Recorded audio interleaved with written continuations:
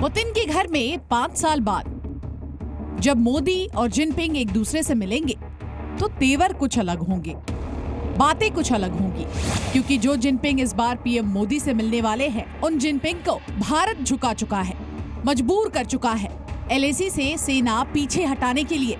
Asia के 2 दिग्गज देशों के नेता जब आज मुलाकात करेंगे तो इस पर पश्चिमी देशों की, खासतौर पर अमेरिका की नजर होगी। कजान में अब तक जो जिनपिंग और पीएम मोदी की तस्वीरें सामने आई, उसमें दिखा कि जो तनाव पहले दोनों देशों के बीच था वो कितना कम हुआ है।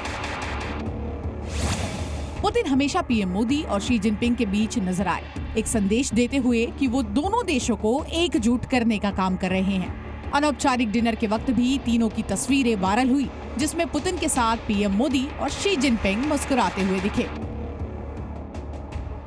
और अब जब दोनों की मुलाकात होगी तो क्या इससे रिश्तों में जमी हुई बर्फ पिघलने वाली है?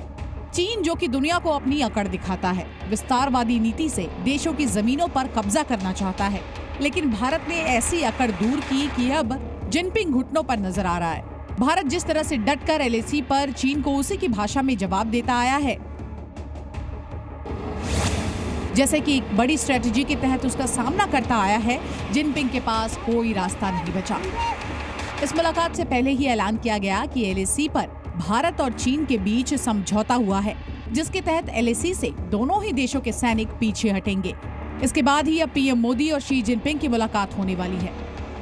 आज प्रधानमंत्री नरेंद्र मोदी और चीन के राष्ट्रपति शी जिनपिंग के बीच मुलाकात होगी। ये करीब 5 साल बाद है कि दोनों नेता एक तरफ से आमने सामने बैठेंगे और ऐसे लग रहा है कि जो तलखी थी वो रिश्तों में है जो खत्म हो जाएगी और कहीं ना कहीं जो रिश्ते हैं एक पॉजिटिव डायरेक्शन की तरफ बढ़ेंगे, क्योंकि दोनों नेता अब आमने सामने जल्द बैठेंगे आज यहाँ कजान के अंदर। अब जरा समझिए कि कैसे चीन को भारत ने झुकने पर मजबूर कर दिया है, जिससे उसकी सारी हेकड़ी निकल गई है। पिछले 5 सालों में भारत ने चीन के साथ सटी सरहद पर सैनिक तैनाती काफी बढ़ा दी है। भारत ने लद्दाख में चीन से लगी सीमा पर राफेल लड़ाकू विमान तैनात किए हैं। चीन और पाकिस्तान की सीमा पर 3 S-400 air defence missile system तैनात किए गए हैं। सीमा से महज 25 किलोमीटर के भीतर लद्दाख में अपाचे हेलीकॉप्टर तैनात किया गया है। इसी साल भारत में अग्नि 5 मिसाइल लॉन्च की गई है, जिसकी रेंज 5000 किलोमीटर है, जो कि चीन को अपनी जद में लेने का दम रखती है। इसके अलावा चीन की घुसपैठ रोकने के लिए सीमा पर ड्रोन में काफी इजाफा किया गया है। तो वहीं एलएसी पर भारतीय सैनिकों की संख्या में इजाफा किया गया है।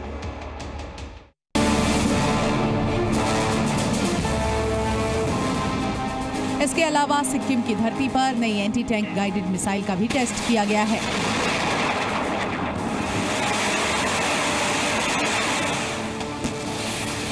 बार बार सरकार की तरफ से संदेश दिया गया है कि चीन को कामयाब नहीं होने देंगे।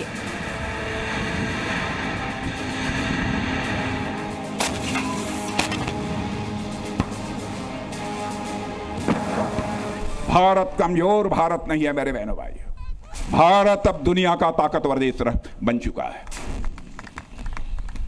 हमने यह साफ संदेश दे दिया है कि भारत के अंदर वह कुवत है कि भारत इस पार भी मार सकता है, जरूरत पड़ी तो उस पार भी मार सकता है।